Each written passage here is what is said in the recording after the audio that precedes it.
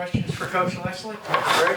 So Jordan, Neil was pretty honest that the defense didn't play well. They, after 4 good games, a poor one. So as you watched it, why? What would you think of what they did? Yeah, I mean, I just think that there's a couple things we talk about and what we have to do every Saturday, how we have to play to be successful, and we didn't do that. I didn't think we played. I just thought we lacked urgency. Just thought we lacked a little bit of energy. You know why? I don't know. You know, I'm not more disappointed than mad because of how we had played up to that point. And you know, you do this long enough, you know, you hope those games they don't show up. But if and when they do, you know, it's got to be your best players that pull you out of that, whatever that funk is that day. And we didn't play well. And you know, like I said, I'm more disappointed than angry or upset. We're missing a couple of key player starters. How much does that hurt? I mean, they're starters for a reason. And so anytime that you're down a couple of guys, but at the end of the day, when your number's called, you have to perform.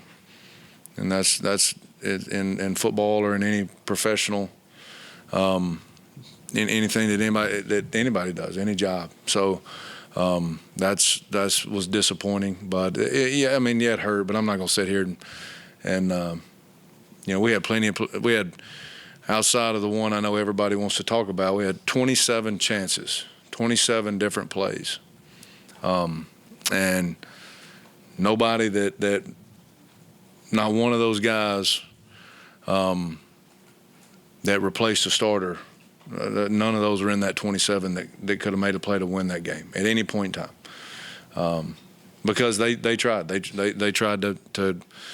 give it back to us, even though we weren't playing well. And so when your number's called, you got to play. So I'm not going to sit here and put anything on starters being out. That's football. That's a part of a Big 12 schedule. That's going to happen. Next guy's got to be ready. Where's your frustration level with the dropped interceptions? How do you rectify it? Is it as simple as keep practicing? I mean, yeah. I mean, that's all you can do.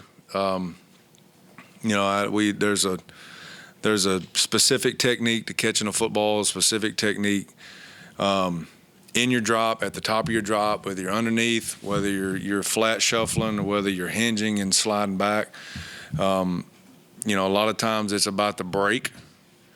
It's the fundamentals of the drop, your pad level in the drop. Everybody always talks about pad level as it's a line of scrimmage thing, because that's the part that everybody focuses on when they watch a TV copy is the O-line and the D-line. So everybody talks about pad level. Well, it's just as important if you're an underneath dropper. All right, so if I turn and my legs cross over at the top of my drop and the ball comes off the quarterback's hand, I can't break.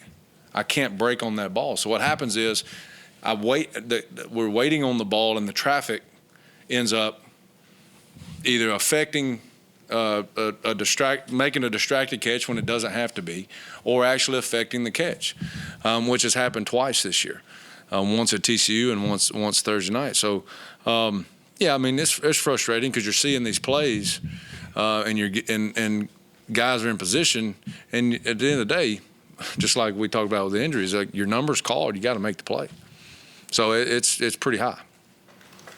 Hey, Jordan, the 27 plays, what are we talking about there? Sounds like it could be very small but important.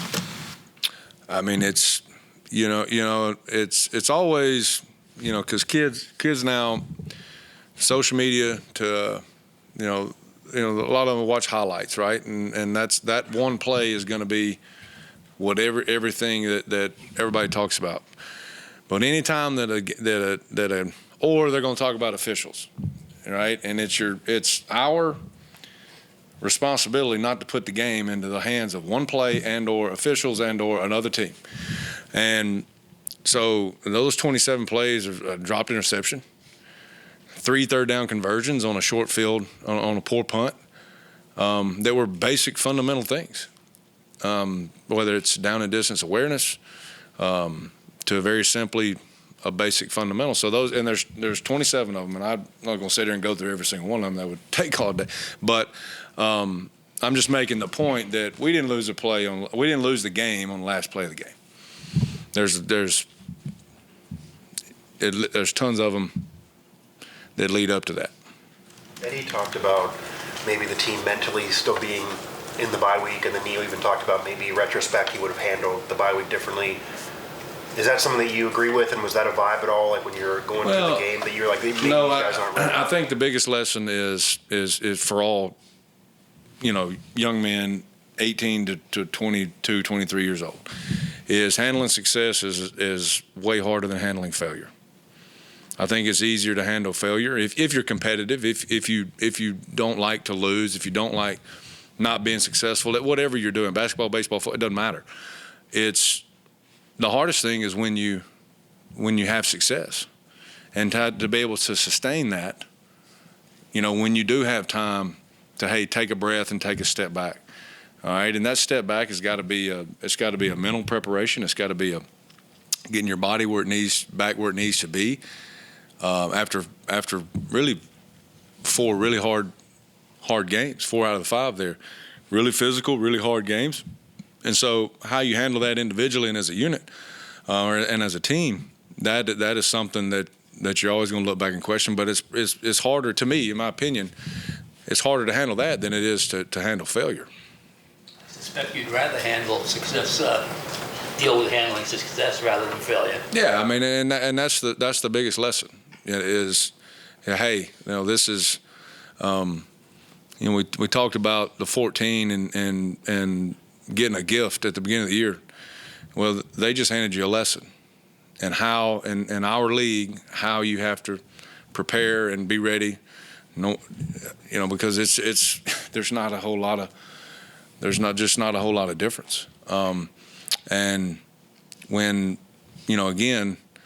When you're not playing to your standard, but you're still in the game, you're still constantly in the game, then there's got to be a play made always by your best players to get you over the hump. And so, and that's how you put the game in the hands of a end of play scenario, a Hail Mary or whatever it may be. And there's tons of things that lead up to that, but nothing leads up to it more than the preparation to just go play the next game. And that's handling the success as well as the failure. So, yeah, I would much rather handle that. But, I mean, at the end of the day, like how we handle this week will tell us just as much as handling failure will tell us just as much as handling success. You and Neil, it sounds like you're sending a message to your best players this week that it's up to them to get things right. Yeah, I mean, your best players have to play well. And it doesn't matter how long they do this. That if you're the best player, there's an expectation of how you play, and I don't think that's any different from high school to the NFL. There's a specific expectation on how you should play every week.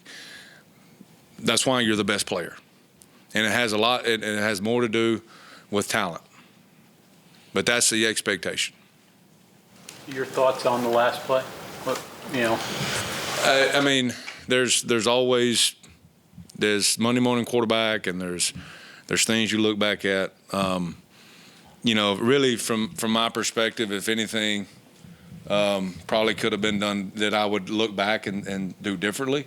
Is the play before, is understanding in that situation, right where we needed to be. Instead of being a little further, looking back, you look back, it's really a fundamental, technical issue. We had the exact same people, all right, and we didn't substitute what we call a Hail Mary in because of there's really a lot going on, and you dang sure don't want to have any type of substitution issue there. But it's still the same personnel, all right, minus really 2 guys. Okay, our best jumpers are still in the game. Our best jumpers that we have on our team are on defense. And like I said, if there's anything that's just so we understand, like most people, when they line that play up, you got a right-handed quarterback. So most of his receivers are going to be to that side, and they're going to create grass to that. Well, what do? They put them into the boundary, away from a right-handed quarterback's arm. All right, so guys had to see that and then adjust to it. But at the point of contact, you had the same guys in the same positions that would have been normally. Okay, probably agree with Neil. Maybe a little pressure right there. But at the end of the day, Jared Bartlett is spying the guy, and he does exactly what I coached him to do. When he goes to throw the ball, he pulls off because, I mean, we act like quarterbacks are made of glass. Okay, so if he hits him in any situation there, game cannot end on a defensive penalty. He did exactly what he was coached to do. And if he hits that kid, that's a penalty. And they're going to throw it 100% of the time. All right? And so, but again, the same front you use for that is to flush and get people around when he would have went away from that, just how it worked out. You know, I mean, there's all kinds of different things in that scenario. At the end of the day, bad fundamental jump, missed time jump. And so what happens is if you miss time it and you start to go down and you go back, and as you're trying to do this, your body's going backwards and end up going up. And so fundamentally it was not played very well, not played how we work. But I'm never going to look at that play and be like, yeah, that. And I play it back and forth in my head time and time again and say, well, if this, never should have come down to that. Neil did actually bring up the Patriots using Gronk in that situation as a tight end years ago. Any regret that Cole Taylor, for example, maybe wasn't out there, wasn't utilized just with his size, or? No, I mean we do end of the summer, testing kind of competition. We call it King of the Climb. And if anybody in here wants to argue that Hershey McLaurin can't jump higher than anybody on our football team, go watch him jump. And so if I'm, 6'7", and whether I'm 6'1", if I got a vertical, I got a vertical. If I can jump, I can jump. And Hershey can jump. It's just the timing was not what it needed to be. I don't think that having, and you're not going to get them in a scenario that you hadn't worked. We've never worked Cole there. We've worked the guys that jump the highest on our football team. Yeah, is that easier said than done, I guess, also to fans immediately point to tall guys? Yeah. I mean, I get it. I understand the why, like why anybody would say that. But there's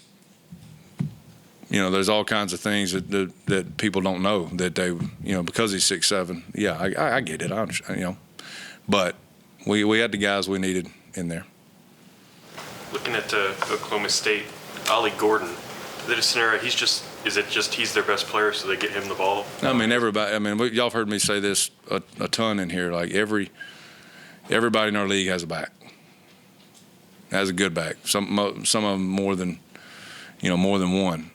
He's a complete back, big, fast, strong, good vision, runs powerful, hard tackle, especially when he gets going. He is a good player. But he's our league is full of running backs like that constantly. Allen, They've not settled on one.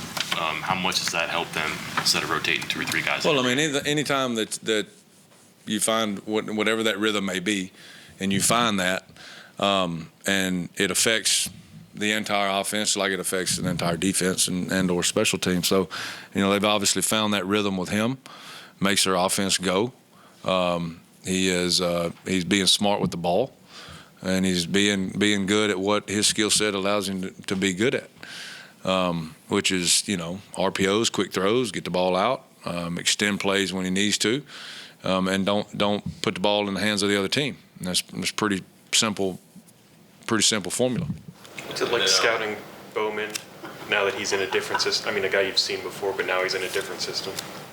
Yeah, I mean, it's hard. It's the system is different, but you watch the fundamentals and the mechanics of any player. They're going to be pretty much who they are. The system, it can help them, it can hurt them. But one thing that like I said, that he's not putting the ball in the hands of another team. So that obviously is a recipe for them for success. Okay, thanks, Coach. Thanks, guys.